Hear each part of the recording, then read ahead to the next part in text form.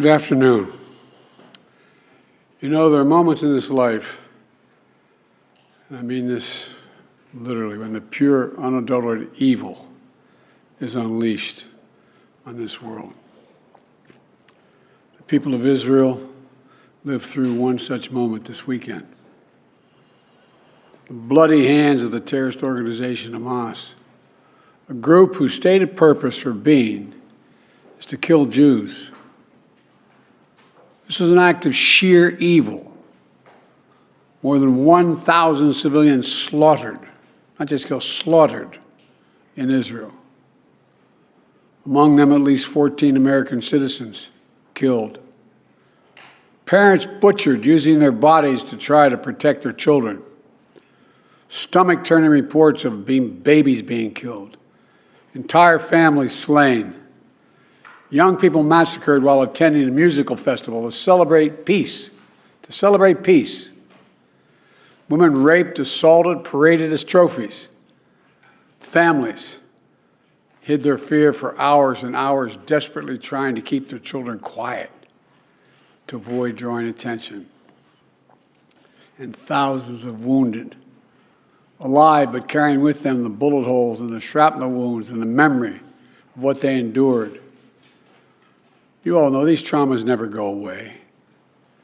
There's still so many families desperately waiting to hear the fate of their loved ones, not knowing if they're alive or dead or hostages.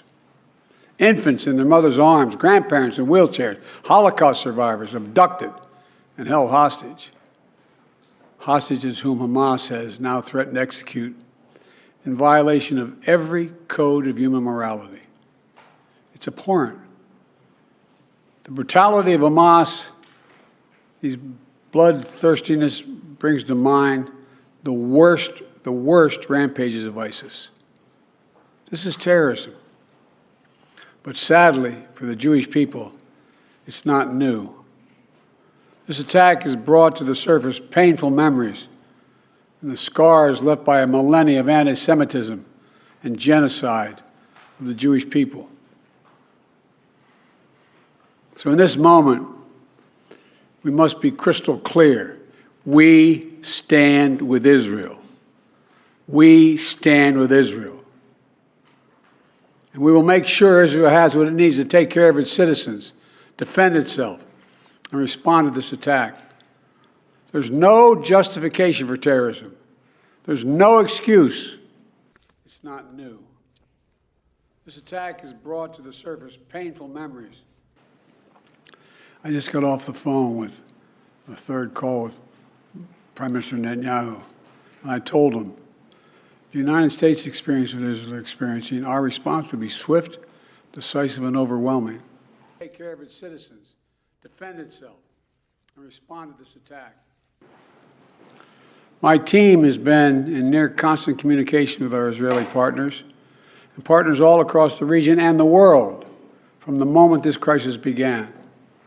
We're surging additional military assistance, including ammunition and interceptors, to replenish Iron Dome. We're going to make sure that Israel does not run out of these critical assets to defend its cities and its citizens. My administration has consulted closely with Congress throughout this crisis. And when Congress returns, we're going to ask them to take urgent action to fund the national security requirements of our critical partners. This is not about party or politics. This is about the security of our world, the security of the United States of America. We now know that American citizens are among those being held by Hamas. I've directed my team to share intelligence and deploy additional experts from across the United States government to consult with and advise Israeli counterparts on hostage recovery efforts.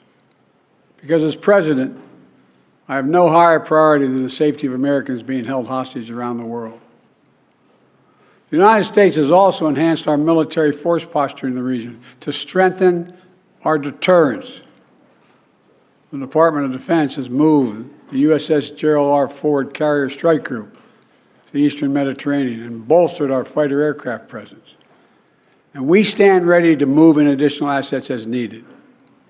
Our stronger and more secure when we act according to the rule of law. Yesterday, I also spoke with the leaders of France, Germany, Italy, and UK to discuss the latest developments with our European allies and coordinate our united response. This comes on top of days of steady engagement with partners across the region. We're also taking steps at home.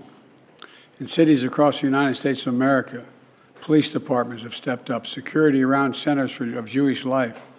The Department of Homeland Security and the Federal Bureau of Investigation are working closely with state and local law enforcement and Jewish community partners to identify and disrupt any domestic threat that could emerge in connection with these horrific attacks and the violence of terrorism.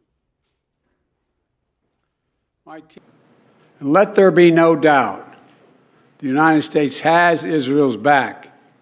We will make sure the Jewish and democratic state of Israel can defend itself today, tomorrow, as we always have. It's as simple as that. These atrocities have been sickening. We're with Israel. Let's make no mistake. Thank you.